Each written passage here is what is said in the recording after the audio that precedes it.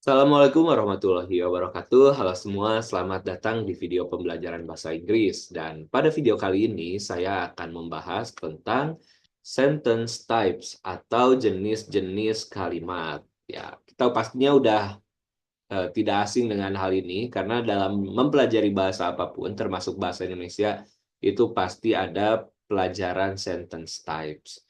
Dan dalam bahasa Inggris sendiri, there are four sentence types. Ada 4 jenis kalimat. Yang pertama, statement. Fungsinya giving information. Atau dalam bahasa Indonesia, statement ini adalah kalimat pernyataan yang fungsinya untuk memberikan informasi, memberikan, ya mendeskripsikan atau yang lainnya. Kemudian yang kedua adalah question atau pertanyaan. Fungsinya jelas meminta informasi.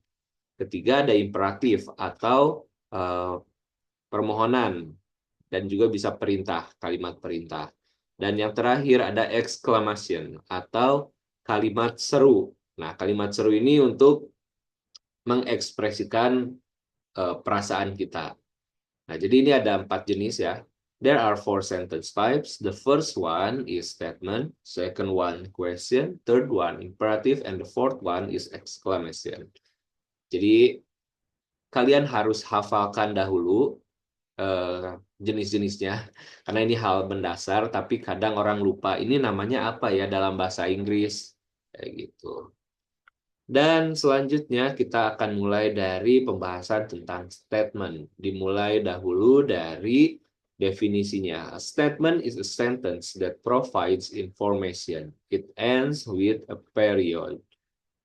Kalimat pernyataan ini adalah kalimat yang memberikan informasi, provides information. It ends with a period. Cirinya apa? Berakhiran dengan titik, tanda titik ya. Fungsinya to express facts, opinions, or description. Jadi bisa untuk menyampaikan fakta, menyampaikan opini, atau bisa untuk mendeskripsikan sesuatu. Example, contoh-contohnya, the sun rises in the east. Matahari terbit di sebelah timur.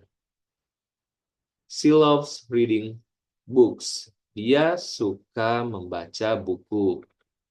Elephants are the largest land animals. Gajah adalah binatang darat terbesar. Jadi semuanya ini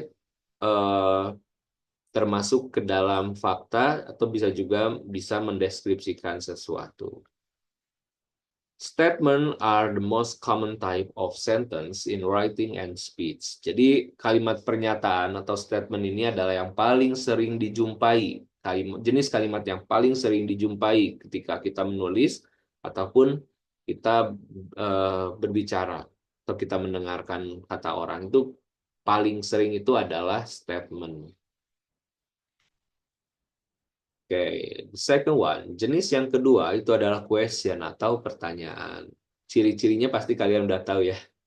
Diakhiri dengan kata tanya. Tapi untuk definisinya, a question is a sentence that asks for information. Kalimat yang menanyakan informasi atau kalimat yang meminta informasi. It ends with a question mark. Berakhiran dengan tanda tanya. Dan jenis-jenis pertanyaan atau types of questions. Yang pertama itu ada yes or no questions. Can be answered with yes or no. Jadi yang pertama itu adalah pertanyaan ya atau tidak yang bisa dijawab dengan ya atau tidak. Contohnya, do you like coffee? Is he coming to the meeting? Nah, yang kedua, WH atau WH questions. Kita itu biasa sebutnya 5W1H. 5W1H. Start with who, what, where, when, why, how. Kalau yang ini jelas nggak bisa dijawab dengan ya atau tidak, atau yes or no. Jadi harus ada penjelasannya. Where do you live? How does this machine work? Nah, jadi untuk menjawabnya kita perlu ada keterangan tempat ya, keterangan waktu, atau bahkan komplimen dan juga adverb banyak ya, tapi tidak bisa dengan yes or no saja.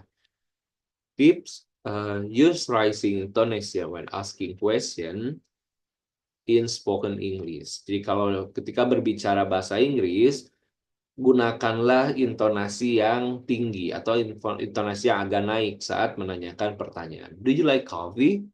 Is he coming to the meeting? Where do you live? Dan lain sebagainya ya. Sama halnya dalam bahasa Indonesia juga. Kamu tinggal di mana? Gitu. Atau bagaimana cara kerja mesin ini? Ada intonasi atau nada bicara yang berbeda dari ketika kita menyampaikan suatu pernyataan. Jadi statement, pernyataan, question, pertanyaan. Yang ketiga, imperative.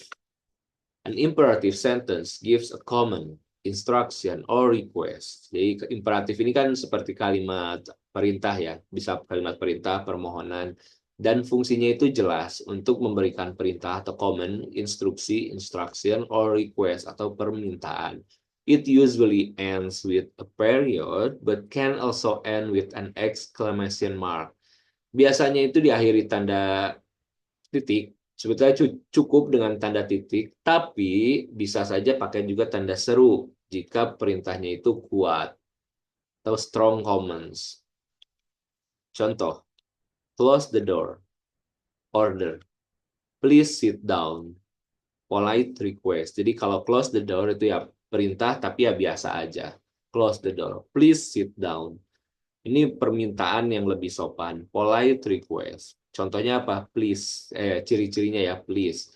Kalau kita ubah jadi close the door, please. Itu juga jadi polite request. Don't touch that. Strong command. Jadi ya perintah yang kuat atau yang eh, bisa dipakai untuk kondisi urgent atau misalkan dipakai untuk sesuatu yang sangat penting. Don't touch that. Oke. Imperatif. Yang selanjutnya exclamation atau kalimat kalimat seru. Nah, ini ya seperti namanya ya, kalimat seru itu diakhiri dengan exclamation mark. Kalimat seru diakhiri dengan tanda seru. An exclamation expresses strong emotion. Jadi untuk mengekspresikan emosi yang kuat.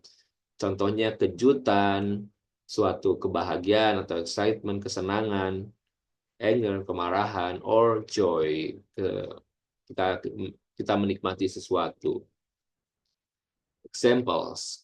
What a beautiful sunset. Jadi ya kalau kita pakai what a beautiful sunset, kita menambahkan what, kemudian kita tambahkan adverb dan juga subjek, itu menjadi suatu kalimat seru atau exclamation. Ciri-cirinya pakai tanda seru. What a beautiful sunset. That was an amazing performance. Ini juga bisa. Ini contohnya. Jadi mengekspresikan perasaan, kemudian mengekspresi untuk memuji seseorang, atau bahkan untuk memarahi juga itu bisa ya, exclamation. Oh no, I forget my keys.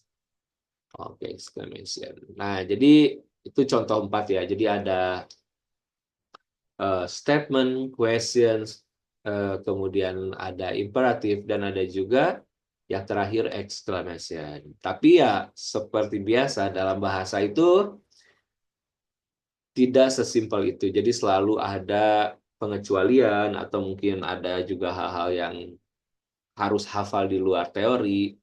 Okay, beside the main use, some sentence types have other use. For example, a statement can ask for information.